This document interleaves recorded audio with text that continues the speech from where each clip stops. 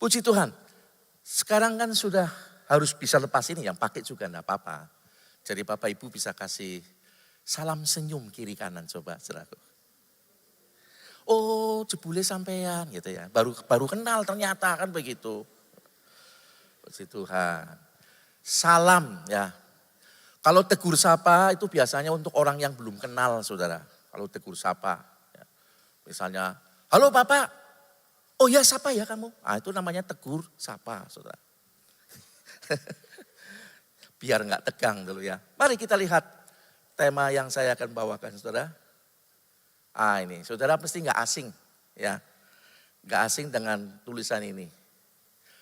Mencuci tangan, menjaga jarak, masker. Itu dulu. Sekarang sudah boleh dilepas. Tapi kalau saudara masih tetap kayaknya udah masih nyaman pakai ini ya tidak masalah ya, no problem. Tetapi 3M itu saya tidak berbicara soal itu saudara.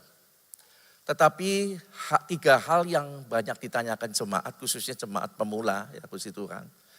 Kenapa kami harus menderita mengiring Tuhan begini-begini? Bukankah Tuhan harus melindungi dan sebagainya? Ya betul. Kemudian bertanya kenapa mesti harus pikul salib, menyangkal diri. Nah, ini kalau dijelaskan lewat HP kan bisa panjang saudara ya. Jadi saya akan coba jelaskan saudaraku dengan singkat sederhana ya. Bapak-bapak, ini emak-emak, engkong-engkong. Kita semua diberkati pagi hari ini. Mari kita lihat 3M itu yang dimaksud adalah Matius di dalam Matius 16 ayat 24. Firman Tuhan berbunyi demikian saudara.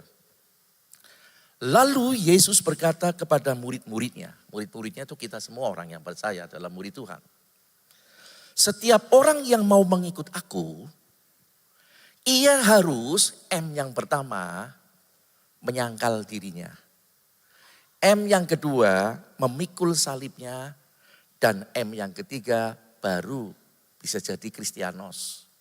Mengikut Tuhan. Ya, ini urut-urutannya Bapak Ibu. Nah kenapa Tuhan sampaikan ini? Karena ini merupakan sebuah pengalaman yang harus dilalui setiap orang Kristen. Namanya orang Kristen kurang paham.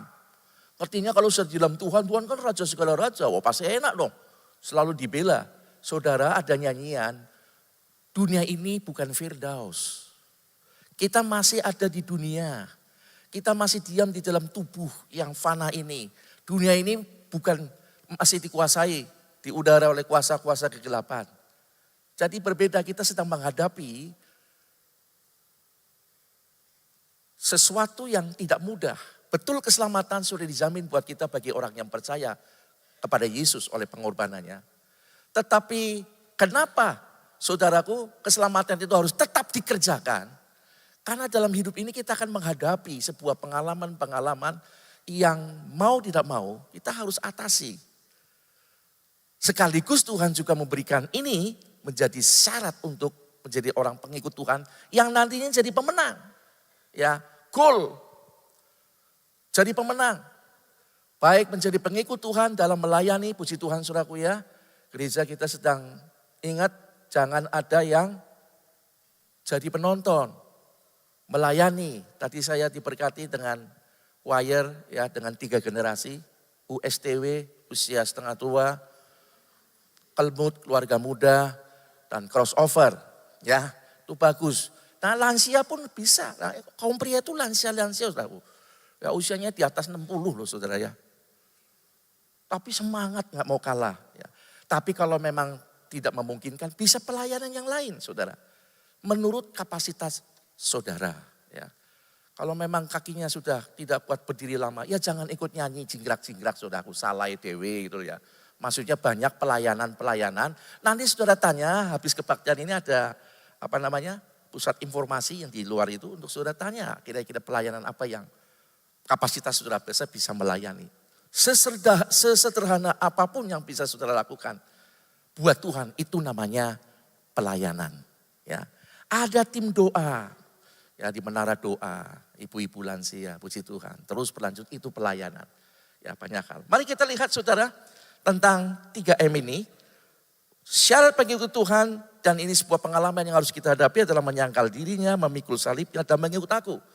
Nah untuk komplitnya saudara saya ambil di dalam Eh, kita lihat sebelum ini, kenapa ini terjadi? Ini merupakan sebuah konsekuensi dalam mengikut Tuhan.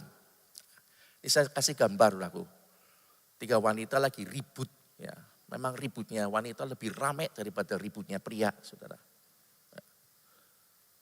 Kita lihat di dalam ayatnya Matius 10 ayat 34 sampai 36. Firman Tuhan berbunyi demikian. Jangan kamu menyangka bahwa aku datang untuk membawa damai di atas bumi. Aku datang bukan untuk membawa damai, melainkan pedang. Sebab aku datang untuk memisahkan orang dari ayahnya, anak perempuan dari ibunya, menantu perempuan dari ibunya, dan musuh orang ialah orang-orang seisi rumahnya. Nah, ini juga banyak yang nanya, Tuhan kan Raja Damai Pak. Oh bisa-bisanya datang tidak membawa damai, bawa pedang. Saudara, Tuhan memang Raja Damai dan membawa damai. Tapi konteks di sini adalah tentang konsekuensi dalam mengikut Tuhan. Orang yang memutuskan hidupnya, milih ikut Tuhan, akan menghadapi konsekuensi di dalam kehidupannya. Pertama-tama dalam sisi rumah tangganya. Dikatakan di sini saudaraku, sebab aku datang untuk memisahkan orang dari ayahnya. Ada banyak saya mendapat kesaksian anak-anak harus diusir dari orang tuanya hanya gara-gara dia terima Yesus. Saya dicoret dari warisan Pak. Gara-gara saya terima Tuhan Yesus. Saya bilang warisanmu sudah dicetak di surga. Amin. Ya. Terus dikuatkan. Ada yang diusir karena ini terima Tuhan. Lalu kemudian anak perempuan dan ibunya. Dalam satu rumah tangga, salah satu anak perempuannya terima Yesus. Ibunya gak terima saudaraku. Mulai hari ini kamu bukan anak saya. Saya bilang betul. Sebab pada waktu kamu terima Yesus, kamu sudah jadi anaknya Tuhan. Secara rohani. Jadi ribut. Anak perempuan dari ibunya, menantu perempuan dari ibunya. Ribut. Ada seorang anak menantu perempuan, saudaraku, karena terima Yesus. Dia dipaksa, suaminya dipaksa untuk menceraikannya, saudara. Dan ini terjadi. Ya, mungkin ada di sini yang alami begitu. Terjadi. Suami saya dipaksa untuk menceraikan saya karena saya terima Yesus. Dan Tuhan katakan, musuh orang ialah orang-orang seisi rumahnya. Bukan berarti berantem. Itu karena konsekuensi mengikut Tuhan. Nah dari sinilah kemudian saudara, kita masuk kepada Lukas 2:34. Ayat ini saling berkaitan, ya, saling melengkapi. Sebentar saudara. Kenapa ini terjadi? Ini di Lukas 2 ayat 34 itu sudah dinubuatkan tentang Yesus. Tolong ditayangin.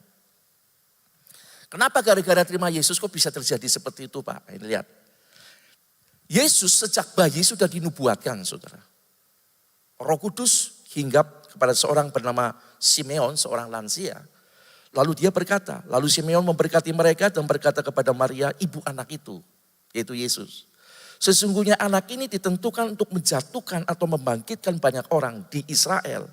Dan untuk menjadi suatu tanda yang menimbulkan perbantahan. Saudara bisa diperiksa lah. Perbantahan yang paling hebat di bumi ini sampai memisahkan keluarga. Karena nama Yesus. Paling mengerikan. Ayah bisa membuang anaknya bahkan nyuruh orang untuk membunuh. Karena ini perbantahan ini hebat sekali. Jadi konsekuensi Tuhan itu seperti itu Bapak Ibu. Jangan kecewa dulu jadi orang kayak gini. Makanya saya kasih tahu secara sederhana. Bicara soal konsekuensi loh ya. Tapi bicara soal penyertaan Tuhan, kuasa Tuhan, mujizat Tuhan, penghiburan Tuhan di dalam hidup kita. Tuhan sertai. Tapi bicara masalah konsekuensi beda ini. Ya, jadi kita harus tahu betul nih, jangan cuma berkat. Mujizat. Tapi yang gini harus dikasih tahu juga supaya saudara melihat. Jadi Tuhan itu, Yesus itu menjadi suatu tanda menimbulkan perbantahan. Bahkan sampai negara antar negara pun bisa perang, saudaraku. Ya, suku antar suku. Di kampung pun begitu kan. Wah saya wareg sudah mengalami kayak gini kan. Kalau udah bicara soal nama Yesus itu wah bantah habis saudara. Ya, diselidiki. Ya, saya pernah bersaksi kan waktu saya masih jadi kontraktor saudara. Setahun ngontrak di sini, pindah ngontrak di sana, pindah lagi ngontrak di sana. Pas ketemu di daerah yang ini gak suka sama nama Yesus. Saya pakai. Kristen ya. Masa sampah aja suruh diperiksa. Kalau kelihatan ada tulang babi usir aja. Enggak banget kan. Saya nyapa, buang muka saudaraku. Sampai satu hari, saudara sudah pernah dengar kesaksiannya ya. Saya naik motor, saya sopan, selamat pagi Pak. Dia gak ngomong saudaraku. Terus dia bilang sama temannya, lihat ada babi naik motor. Bayangin orang seganteng gini dibilang babi saudaraku. Saya di hati sempat ngomong, oh, saya babi kamu apa? Luwak. Cuman gak keluar, cuman sewot aja ya. Itu memang perpindahan. Tapi harus menang saudaraku ya. Kalau dilanjutkan menang, orang ini kemudian bisa tunduk sama saya. Bukan tunduk bagaimana, jadi hormat kemudian. Cuman sayang, belum sempat diinjili, dia sudah innalillahi lebih dulu saudaraku ya. Aduh, saya menyayangkan dia. Nah setelah ini saudaraku yang Tuhan kasih. Lanjut di ayat 10 ayat 37. Ini tadi di antara keluarga. Nah sekarang secara pribadi. Konsekuensi dalam mengikut Tuhan juga di Matius 10 ayat 37 berkata demikian. Barang siapa mengasihi bapak atau ibunya lebih daripadaku, ia tidak layak bagiku. Dan barang siapa mengasihi anaknya laki-laki atau perempuan lebih daripadaku, ia tidak layak bagiku. Saudara, ini bukan berarti kita tidak boleh mengasihi ayah ibu kita. Kalau saudara baca baik-baik, lebih daripadaku. Mengasihi monggo silakan, tapi jangan lebih daripada mengasihi Yesus. Dalam konteks kita mengiring Tuhan, mempertahankan keselamatan itu. Nah seringkali saudaraku khususnya emak-emak yang dulunya rajin banget. Pak kenapa gak hadir? Aduh repot cu.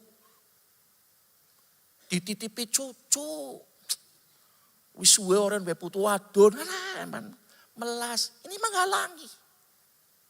Mengikut Tuhan model begini, itu buat Tuhan aduh repot nih. Barang siapa mengasihi bapak atau ibunya lebih daripadaku. Pak maaf lama tidak ibadah, karena nunggu orang tua pas sakit. Hanya karena itu saudara tidak ibadah. Saudara tidak mengiring Tuhan. Saudara tidak belajar firman Tuhan untuk memperkuat iman saudara demi kekekalan. Tuhan bilang ini enggak. Sudah melebihi. Hal-hal yang sementara sebetulnya bisa ditinggal, dititipkan hanya seberapa jam sih kita ibadah. Pun tidak bisa. Dan banyak saudaraku karena lebih mengasihi orang dengan dalih mengasihi. Betul tidak salah. Tapi kalau itu sudah melebihi sampai kepada mengancam keselamatan kita. Ya, maksudnya keselamatan kita bisa diburem, bisa dibuyar karena itu. Tuhan bilang wah. Ini gak layak orang ini kalau mau komitmen ngikut Tuhan. Kenapa? Pasti gampang murtad saudaraku. Gampang kecewa pasti. Karena dia lebih mengasihi hal-hal yang di luar Tuhan. Dalam hal ini konteks orang yang memang dikasihi. Yaitu dalam rumah tangga. Itulah sebabnya saudaraku Yesus berkata kepada Simon Petrus. Ketika mau menitipkan pengembalaan. Dia bilang Simon, apakah engkau mengasihi aku lebih dari semua ini? Kata semua ini adalah sesuatu yang dikasihi Petrus. Termasuk terkandung dalam ayat ini. Petrus bilang, iya Tuhan aku mengasihi engkau. 2 kali Yesus ngomong. Jawabannya sama. 3 kali Yesus ngomong. Jawabannya sama. Dan Tuhan bilang, gembalakanlah domba-dombaku. Gembalakanlah domba-dombaku. Saya punya cucu saudara. Sudah janji mau pergi. Tiba-tiba di jemaat telepon Pak. Bisa tolong didoakan Pak. Kenapa? Cengap-cengap. Udah cengap-cengap loh saudaraku. Saya bilang, oh sorry, aku udah kasihan cucu saya. Enggak, saya didik cucu saya untuk mengerti. Engkong pelayanan dulu, habis pelayanan kita ke situ. Oke, saya tinggal. Layani dulu nih domba-dombanya Tuhan. Jangan karena kepentingan ini.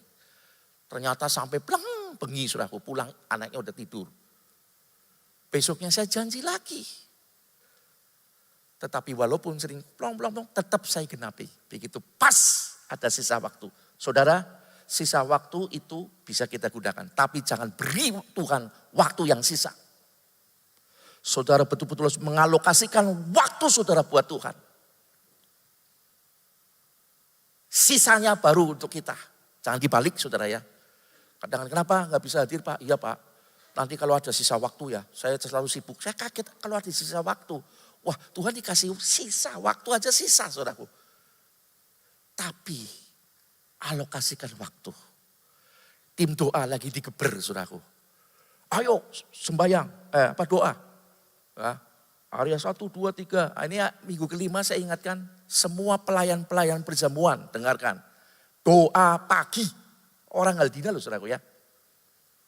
Dari Senin sampai Selasa sampai Sabtu. Saudara bisa pilih. Pelayan-pelayan perjamuan. Lumayan tuh ada banyak orang. Saya ingatkan mulai Selasa nanti saudara ambil bagian untuk doa pagi. Ya, melayani Tuhan. Nah setelah ini semua konsekuensi ini dipaparkan oleh Tuhan saudara. Baru masuk 3M. Nah lihat ayatnya saudara. Lalu Yesus berkata kepada murid-muridnya. Setiap orang yang mau mengikut aku, ia harus menyangkal dirinya, memikul salibnya, dan mengikut aku. Nah saya akan coba jelaskan secara sederhana. Satu persatu saudaraku. Yang pertama adalah menyangkal diri. Menyangkal diri ini sebetulnya adalah sebuah pengorbanan, saudara. Penyerahan hak untuk Tuhan. Nah ayatnya, saudaraku, ada di ayat selanjutnya, yaitu Matius 16 ayat 25. Karena barang siapa mau menyelamatkan nyawanya, ia akan kehilangan nyawanya. Tetapi barang siapa kehilangan nyawanya karena aku, ia akan memperolehnya. Kata nyawa di sini, saudaraku, ada dua hal. Dari yang merah. Ya. Nyawa yang merah itu saudaraku dan nyawa yang warna biru. Jadi Tuhan ini memperhadapkan kita pada dua kehidupan. Pada kehidupan yang sementara dan kehidupan yang kekal. Kalau kita tidak rela kehilangan kehidupan yang fana yang sementara ini, kita malah kehilangan kehidupan yang kekal. Tapi kalau kita berani karena Tuhan, kehilangan kehidupan yang sementara ini. Karena Tuhan, kita malah mendapatkan kehidupan yang sesungguhnya. Yaitu kehidupan kekal. Nah makanya saya tulis di sini. Kata nyawa yang pertama itu, jika kita takut kehilangan nyawa, itu di dalam bahasa Yunani ditulis psiche. Atau sering ditulis, ini saya juga ambil dari catatan Bapak Gembala. 2019 saya masih ingat catatnya. Makanya orang suka nyatet itu jadi ingat terus ya di komputer saya, di komputer lama saya. Atau ditulis pesuhe. Umumnya ditulis pesuhe. Orang Tegal bacanya pesuci. Pesuhe. Yang dalam bahasa Ibrani, kata yang sama itu ditulis dengan nefesi. Nafas kehidupan. Kehidupan yang sekarang. Manusia itu hidup karena diberi nafas kehidupan. Nah, artinya saudara, pesuhe atau nefesi ini artinya segala sesuatu yang membuat manusia bertahan hidup, namun sementara tidak kekal.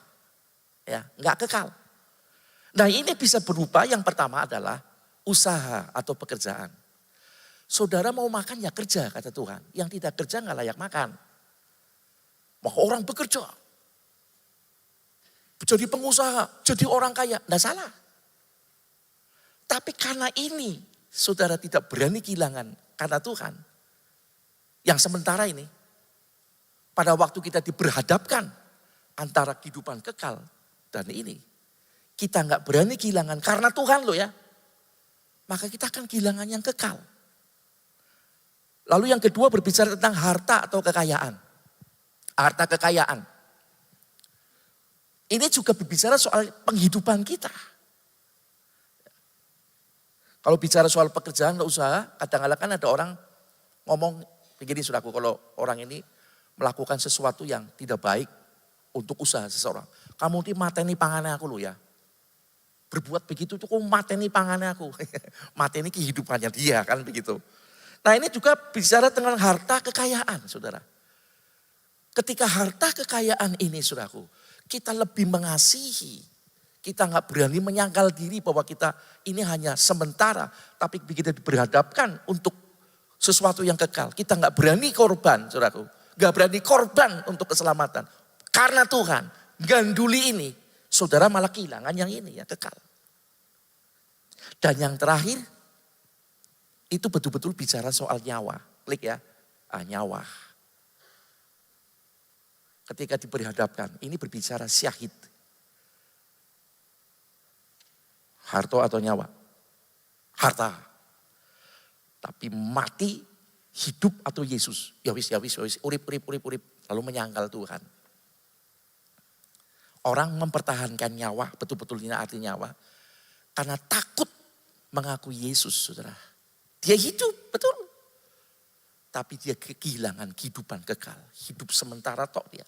Setelah dia mati, dia binasa. Soal syahid ini nyawanya. Ayatnya ada di sini, saudaraku.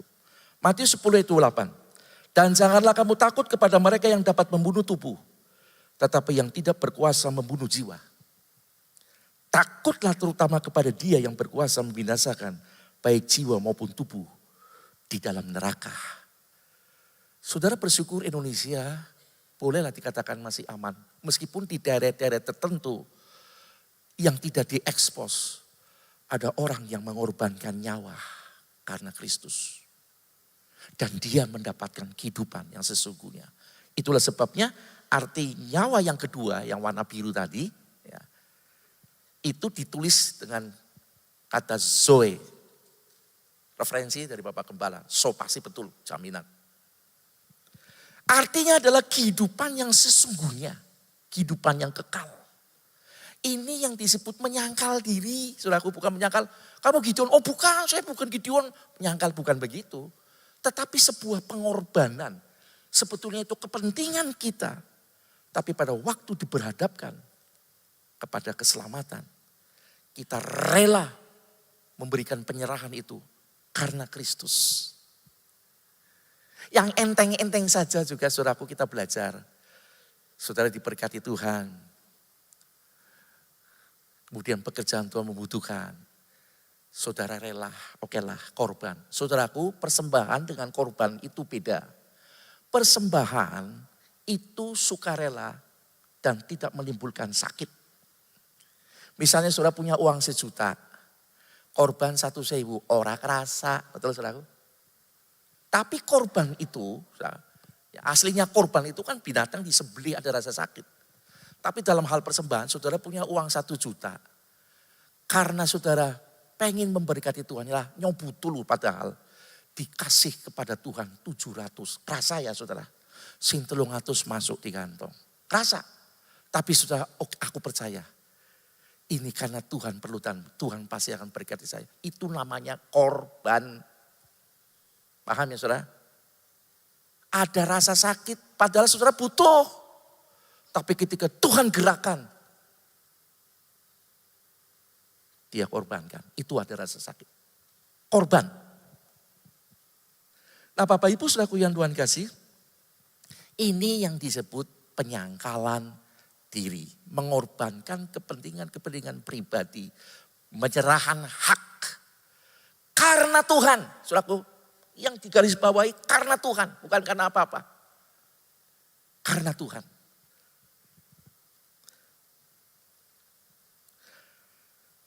Dan yang kedua sekarang saudaraku yang Tuhan kasih, tadi penyangkalan diri, sekarang memikul salibnya. Ya. Saya sengaja permudah supaya bisa mengerti. Nah berbicara soal memikul salib itu ada 2 hal mengenai salib saudaraku. dua hal yang penting mengenai salib. Yang pertama adalah penderitaan. Mana ada orang disalib ketawa-ketawa, tidak ada, itu penderitaan full, saudaraku. Apalagi Yesus ya, sebelum disalib dicambuk, disuruh mikul kayu, penderitaan. Nah penderitaan itu secara internal dalam keluarga kan tadi sudah dibahas. Orang jadi ribut, kita sama keluarga sendiri malah dibully, diusir dan sebagainya. Nah secara eksternal itu kita menghadapi penderitaan karena kebencian dunia. Yesus berkata, aku lebih dahulu dibenci oleh dunia. Jadi jangan heran kalau dunia juga membenci kamu. Ya. Kebencian dunia ini saudaraku, perlakuan tidak adil. Ya, perlakuan tidak adil. Pasti itu. Tapi kalau kita di dalam Tuhan, Tuhan bisa bela. Ya, bisa bela. Saya pernah punya pengalaman, saya bukannya tidak punya SIM, saya punya SIM. Motornya saya ditilang saudaraku. Bilang, Bapak punya SIM? Punya, tapi di rumah. Tetap ditilang Pak, monggo. Bawa ke pengadilan. Saya sebetulnya sudah ditumpuk di atas saudaraku. Begitu nanti di atas itu.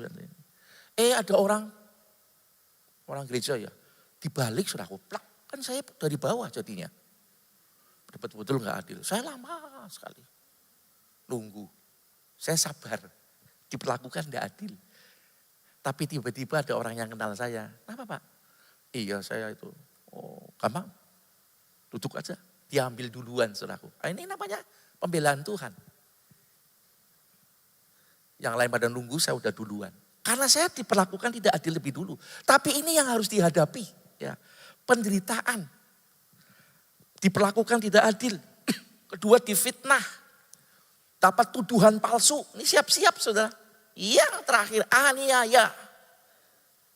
Kita ada di meterai keberapa nih? 4. Kita akan masuk meterai 5 kan. Itu penganiayaan, aniaya. Dan aniaya itu tidak harus fisik saudaraku.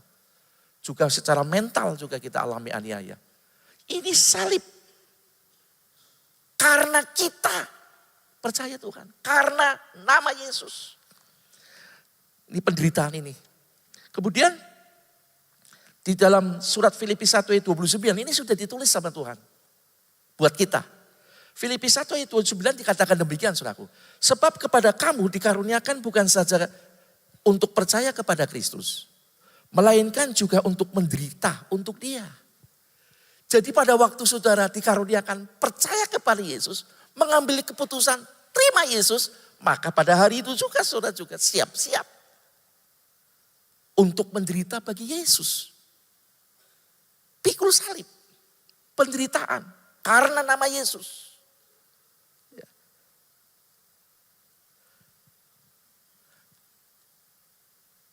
Apakah Tuhan memberikan solusi buat kita menghadapi ini?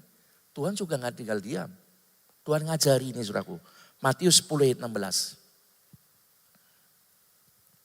Lihat aku mengutus kamu seperti domba di tengah-tengah serigala. Bukan domba di tengah-tengah kijang. Nah, di tengah-tengah kebo, bala. Serigala saudaraku. Serigala kan pemangsa.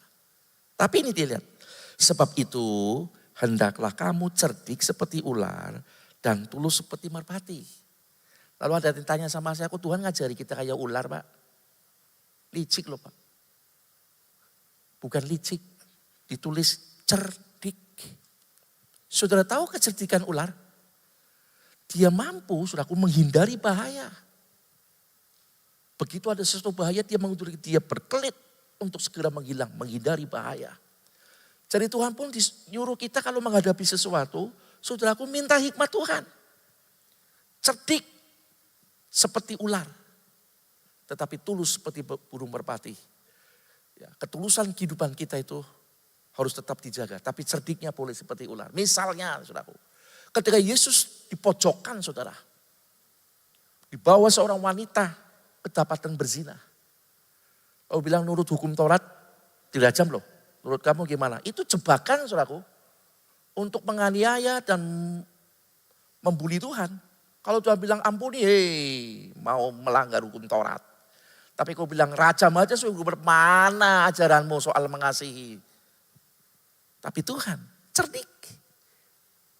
Tuhan bilang baik. Barang siapa di antara kamu yang gak pernah berbuat dosa, silakan lempar batu pertama. Gak bisa ngomong saudara. Menang kabeh. Iya kan? Ini pengalaman saya dulu waktu buka di Mantran. Untung istri saya gak ikut. Mama Nelly nangis-nangis waktu itu sampai panggil polisi. Habis kebaktian saya dipanggil dibawa kelurahan. Wah di situ banyak orang saudara. Didudukin jelek. Wah omongannya gak enak banget saudaraku. Pendeta ya. Maaf ya. Ini karena kesaksian. Bukan saya membedakan suku. Wis Kristen Cina maning. Bakar aja. Saudara dengar begitu ngeri gak saudaraku? Saya digebrak. Siapa yang suruh nih bangun di sini? Pemerintah saya bilang. Karena kan wajib saya jawab. Herannya bisa ada terus. Saudara tidak bisa ini. Singkat cerita saya diingatkan dengan hikmat ini saudaraku. Dan ini pernah dialami juga sama Pak Pendeta Muhadi rupanya. Diingatkan. Saya bilang baik Pak saya akan bubarkan dengan catatan dengar. Di Kemantran sana kan waktu itu banyak tempat P ya. Yang kisi-kisi gesek-gesek sekarang udah dibubarin. Saya bilang Pak saya akan bubarkan ini pelayanan. Tapi saya minta tanya sama Bapak. Saya membangun komunitas kami sendiri untuk membuat orang-orang itu jadi baik. Tidak terjun kepada hal-hal yang mabuk-mabukan sampai kepada kepelacuran. Kok dibubarkan? Tetapi Pak itu di daerah sana, larangan. Kenapa tempat-tempat pelacuran di situ tukang pijit tidak dibubarkan? Saya mau jawaban Bapak, diam semua saudaraku. Sementara saya membawa orang untuk bertobat jadi baik, kok dibubarin? Saya lihat saudaraku mulai dari camat. Wisik, pergi saudaraku. Persis. Lama-lama orang yang ini juga saudaraku pergi. Akhirnya tinggal saya sama RT yang depan-depan. Piben Pak. RT-nya, iya ya Mbo. Alah wis jalan belak. Tahu-tahu polisi datang ngamanin saya. Mama Nelly almarhumah ya, dia nangis-nangis. Di mek-mek. Kok ora apa-apa, ora dikeproki, ora. Aman sampai pada hari ini.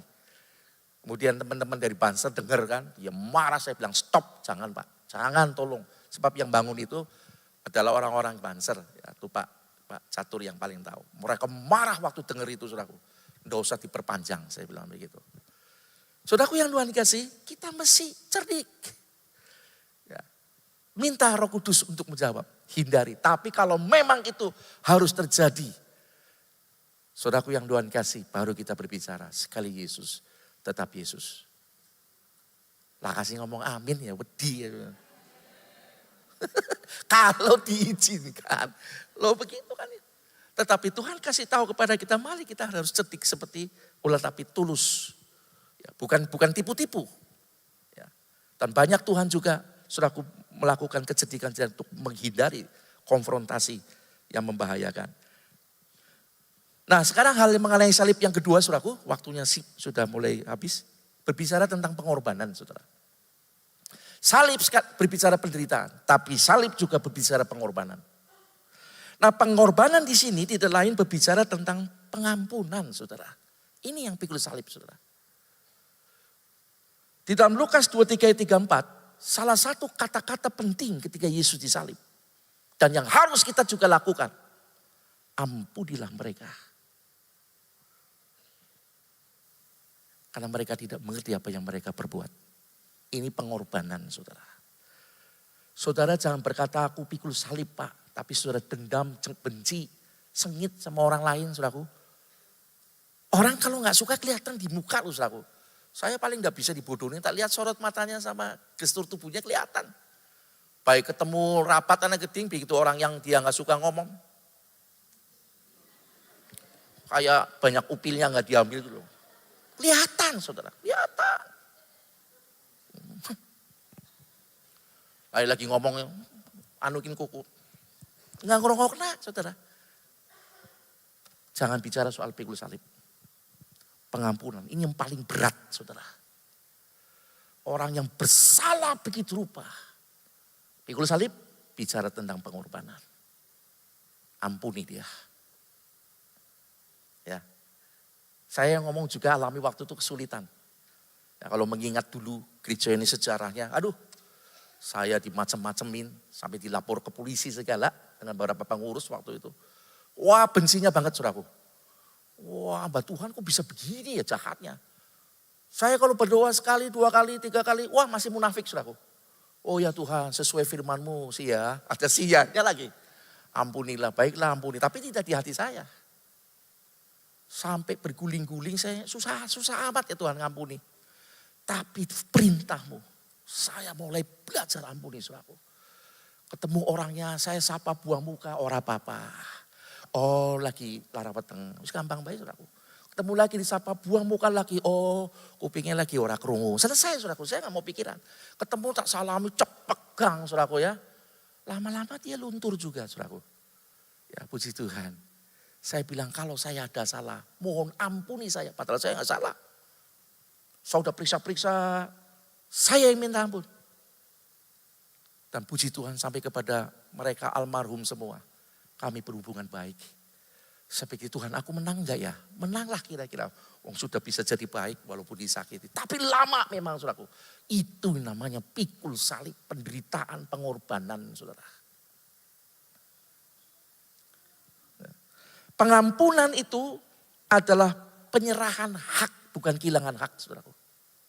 Ada yang bilang tuh pengampunan itu adalah kehilangan hak. Oh kita gak kehilangan. Kita yang rela menyerahkan hak untuk balas. Itu yang namanya pengampunan. Bukan kehilangan hak. Kita punya. Kalau kita mau, tapi itu bukan maunya Tuhan. Kita menyerahkan hak-haknya kita. Sebab hak pembalasan itu Tuhan punya. Itu yang namanya pengampunan. Nah kalau kita gak mau menyerahkan itu saudaraku. Selamanya saudaraku akan menjadi bayi rohani. Ya, tadinya saya mau bicara soal tentang anak-anak rohani saudaraku. Yang hidupnya masih ulek-udeng itu aja. Kayak gitu terus saudaraku, gak rubah-rubah. Udah melayani banyak hal, udah bertahun-tahun jadi orang Kristen. Tapi karakternya itu terus saudaraku. Sengit-sengitan, iri-irinan, tukaran saudaraku. Neng-nengan, masih dipelihara saudaraku. Rasa gak suka, itu Kristen anak-anak. Tadinya saya mau bicara itu tapi Tuhan belokkan ke ayat ini. Mungkin kapan-kapan ya. Apa itu Kristen kanak-kanak? Salah satunya itu. Ngerti soal pengampunan tapi gak bisa ngampuni. Ya, prosesnya memang panjang, saudara harus minta kekuatan Roh Kudus saudaraku. Kalau yang sangat menyakiti sekali saya bisa paham, saudara sulit mengampuni. Tapi kalau kita minta kekuatan Roh Kudus kita bisa. Pikul salib, pengorbanan, mengampuni orang lain. Lanjut. Mari saudaraku, apa janji Tuhan bagi orang yang pikul salib menderita buat Tuhan? Markus 5 ayat 10-12. Firman Tuhan berbunyi demikian. Berbahagialah orang yang dianiaya oleh sebab kebenaran. Bukan karena nyolong jemuran. Amin. Nah yang ini jangan diaminin saudaraku ya. Nyolong jemuran diaminin. Karena mereka lah yang mempunyai kerajaan surga. Berbahagialah kamu jika karena aku kamu dicela dan dianiaya. Dan kepadamu difitnahkan segala yang jahat. Karena nama Yesus kita difitnah, dicela. No problem kata Tuhan. Kenapa? Bersukacita. Bersukacitalah dan bergembiralah. Sebab upahmu besar di surga. Luar biasa. Sebab demikian juga telah dianiaya nabi-nabi sebelum kamu. Ini juga nanti kaitannya kalau kamu menerima seorang nabi, kamu dapat upah nabi. Ya, kaitannya ini kita dapat upah nabi. Orang yang menderita dapat kemuliaan seperti upahnya nabi.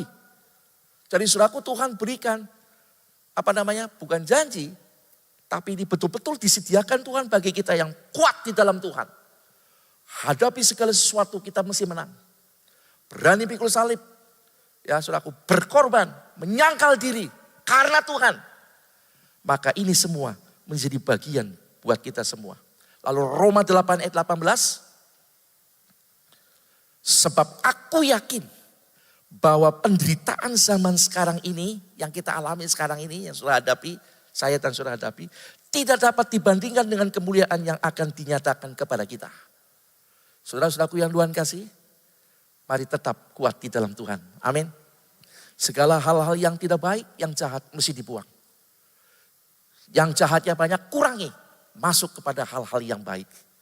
Ya, kita harus ada bersama dengan Tuhan. Kalau Tuhan selidiki hati kita, saya berharap kita didapati orang-orang yang setia di dalam Tuhan.